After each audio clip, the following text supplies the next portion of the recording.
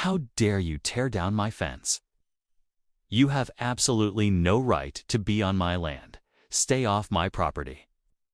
She smashed my fence at 6 a.m. while I was making pancakes. I heard this sharp crack like a tree snapping, and I ran outside in socks. Brenda Sterling, our HOA vice president, stood there in a neon visor with two guys and a rental saw. She pointed at my garden fence and said, "Violation, 18 inches over the line." Then she waved her paper like a queen. The crew cut, yanked, and tossed my posts like trash. My tomatoes lay crushed. My kids' painted birdhouse split in half. My hands shook so hard I dropped my phone. I tried to explain. I'd kept that fence in the same place since I moved in. The last owner kept it there 10 years before that. But Brenda said the HOA survey proved I was stealing common space. She smirked and told me to be grateful she wasn't fining me yet. Then she left my yard looking like a war zone. I filed a complaint with the HOA that day, sent photos, emails, texts.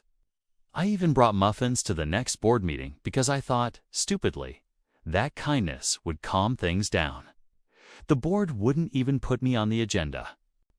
Neighbors looked at their shoes when I spoke. No one wanted to cross Brenda. One guy whispered she'd fine me for a flower pot. I can't afford another fight. They closed the meeting early. For a time, I stood in the parking lot with a box of muffins and a hole where my garden used to be. Anger burned, but it also cleared my head. If Brenda wanted to play paper games, I would bring paper fire. First, I pulled my closing packet. I found the old plat map and the deed. I drove to the county office and paid for the official recorded map. Then I hired a licensed surveyor. He came with tripods and bright strings and measured down to the inch. He showed me the stakes that had always been there, hidden under grass. His face went serious. "Your fence was fine," he said. "Actually, her patio is wrong. See that string? She's over the setback by 18 inches. It felt like the universe winked at me. The surveyor wrote a report. I printed every email where Brenda ordered the demolition. I pulled the HOA bylaws and highlighted the rule that any removal of personal property required written notice and an appeal window. She gave me neither. I also found something else. A recorded drainage easement that ran behind our lots. It guaranteed access for maintenance along the back 18 inches, my old fence line. Her new fix had buried it under paver stones and a fancy planter. I filed a police report for destruction of property. The officer was careful. He wouldn't arrest her, but he did write an incident number and told me to keep all receipts. Then I filed a small civil suit for damages and injunctive relief. I wasn't just asking for money. I wanted my fence restored, and I wanted a formal maintenance easement recognized on her side so this could never happen again. Word spread faster than dandelions. When the city inspector came to check the drainage easement, half the cul-de-sac came out with phones. Brenda marched out with her visor and said, "I'm on the board." The inspector pointed at the survey flags and said, "And I'm the inspector." He measured. He took photos. He looked at her patio. "This is encroaching," he said. The neighbors' cameras clicked like popcorn. Brenda tried to hold another emergency HOA meeting to clarify boundaries. I showed up with my surveyor and my binder. She tried to shut me down, but someone was live streaming by then. Comments poured in. She smashed his fence. 18 inches of doom. People were laughing, but my hands still shook. I spoke anyway.